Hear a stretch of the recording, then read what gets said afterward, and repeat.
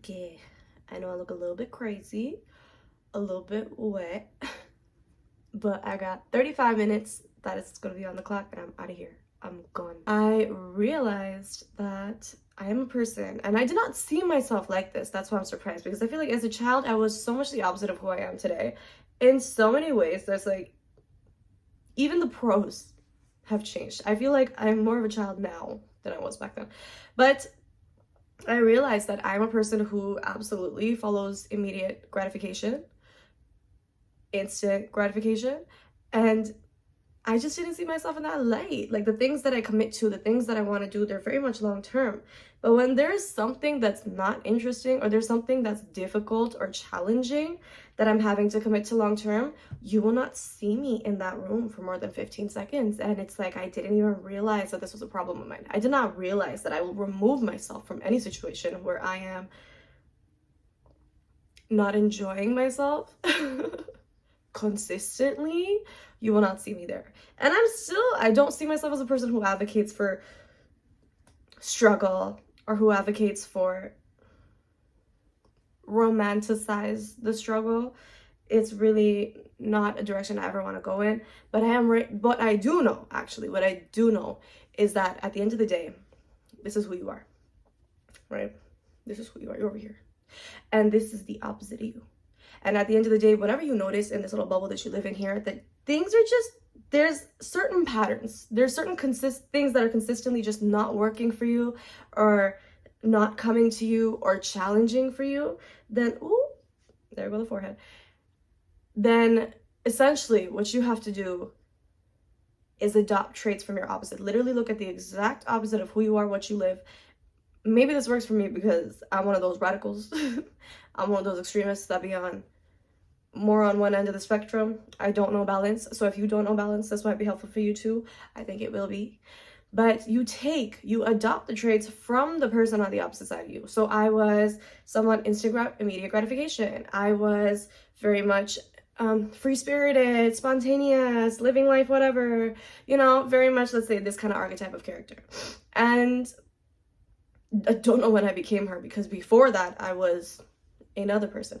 But now the things that are not working out in my life are 100% due to my lack of self-discipline, my lack of consistency, and my lack of efficiency in the moves that I make, the decisions that I make, because I don't have these two things in my life, these two kind of pillars in my life. So whatever doesn't work out for me tends to have stemmed from that place of lacking consistency in that thing that I liked, but then not benefiting off of it, because the thing that I needed to get me from here to where I wanted to be was that self-discipline, was that consistency.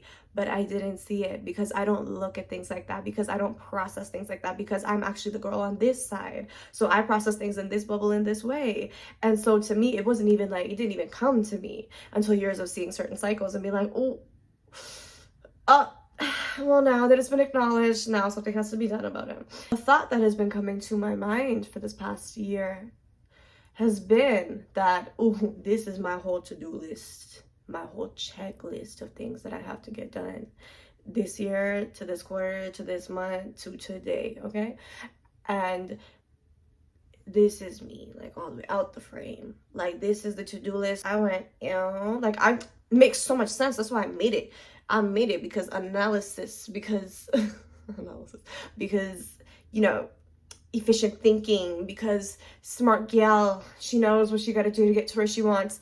And yet when the checklist is there, that day I'm suddenly out the frame. I forgot the reasons. I forgot the plot. I forgot the priority of why I got to do that thing, because my emotions actually overpowered my intentions, my goals, my logic. I don't know. So now the ABCD checklist of things that I'm not getting done today, because I'm a free spirit and I'm living over there enjoying my life and living my best life, because life is short, life is temporary. That's how I ended up being that person, because I wasn't living life. That life is short, life is temporary. Stop being worried about everything, about money, about what people think about it, etc. And just go do things, because you're not getting a do-over out here. This is it. This is the timeline you have. That's why I ended up being her, yes. And now from her, now we're a person who has certain goals and desires in our lives. my life, whatever. And I want to fulfill them. But because there's a certain way that you think on this end, okay? That you move, that you, etc. I'm not seeing what I'm not doing correctly. I'm not seeing clearly what I need to do to reach this next place, because to be someone who's making all the kind of money that I'm trying to make, who has these multiple businesses and interests and hobbies, who lives a full social life and doesn't isolate from people all the time to go live their life, and etc. To become that person, there's a certain amount of consistency and commitment that I need to show in my life towards these things, to prioritize these things, not just my immediate gratification and happiness, and etc, etc, etc. Love people, love my friends, but am I technically a reliable person if I am always out the damn city doing the next thing and out of reach all the time? No, right? So now I have to take from her, and she is the other extreme. Okay, we're adopting some traits for her so we can reach the middle a little bit. So 22 minutes left to do this, get my makeup done, because I will not be delayed past 9 o'clock. Person that I was didn't necessarily give a shit, like, because it was like, what is the point? What is the point? At the end of all these goals, you're only closer to the end of your life. At the end of all of these societal achievements that you need to do, where's your happiness, right? Yes, that was the archetype. We were over there and we lived a good life.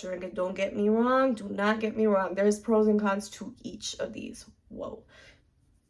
But now, for the certain desires that I've not been able to find because of living that kind of lifestyle, being more that type of person, I need to pivot again and adopt a new philosophy, mindset, way of thinking, way of moving, way of feeling, way of etc. Because she will never reach those goals. She would need all the luck in the world and literally a spiritual entity to guide her. Not even guide her, because she wouldn't see it clearly. So to literally push her in the directions that she needs to go. She will not reach those goals. Or if she does, it'd have to be an act of God for it to happen. And I just can't rely on that. I'm sorry. I love God. God loves me. We love love. But I just can't rely on that. I can't, because it might end up taking the whole life to get to reach those goals. And after those goals, I'm trying to have other goals. Reach those desires, and after those desires, I'm trying to have other desires. I'm trying to like do more things. After my money is stable and figured out and my financials are finally at a place where it's like, nothing will ever be perfect, nothing will ever be like happiness is here, nothing.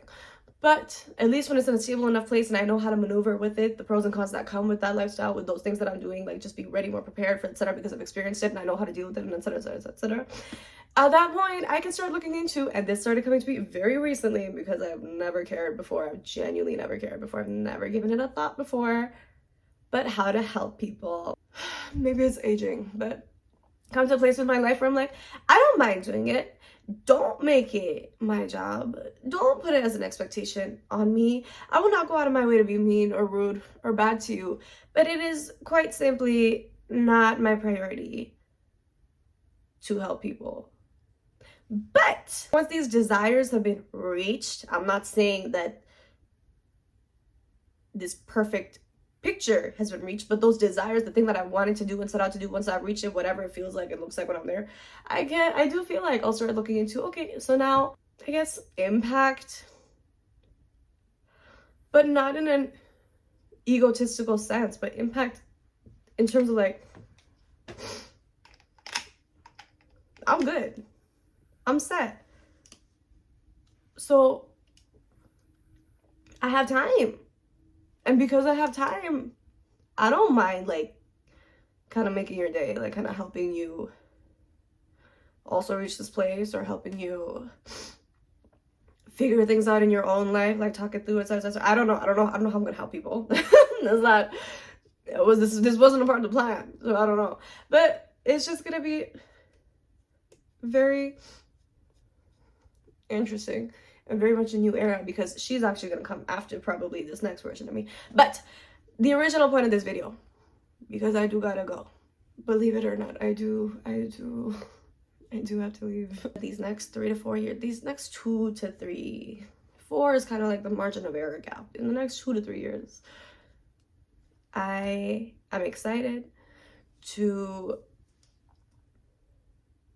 move in this way. I'm excited to adopt these traits.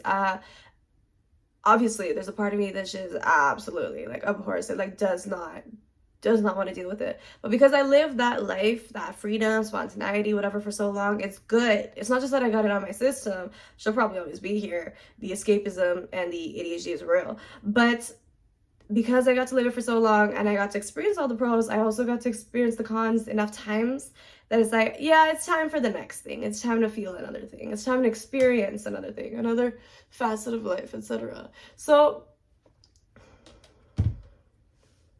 all this just to say that yesterday, when I was running those last 3 minutes of my 30-minute walk on a treadmill, I did not tap out 2 minutes. I wouldn't have even made 2 minutes. 15 seconds in, that's about it. I did not tap out at that point. I really heard my mind tell me, I heard that voice in my head that used to bully me tell me, it's okay, Farah.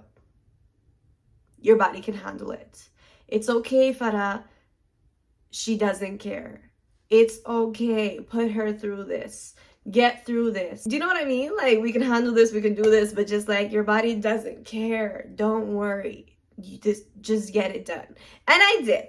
The last 3 minutes. Eventually, running for 30 minutes sounds insane, but who knows? Who knows? Who knows? Growth looks like how it looks like. You don't expect it. It just happens. So, yeah, that was everything on that. I will now be doing my face quick times because you forgot to curl the lashes. You forgot. I might actually be going to the gym again today. Yes. She is that girl. Sporty girl? I don't know. I don't got a name for this character, for this aesthetic. So far it's just been bowl cut baddie, but also a boy cut baddie for people that I don't want to make that joke in front of. Think about me. I will take forever to do anything, but if they're physical tasks, then after the first couple times of like repetition and systematic work, I will be the fastest in the room. Okay, I know this look is not giving right now. That was not the attitude to give when my bronzer looks like this, but give me a second. I don't think so. I mean, that's cuter. That's cuter. Oh, that's everything. Thank you. This is the final one. Sort of. But yeah, I love you. Bye.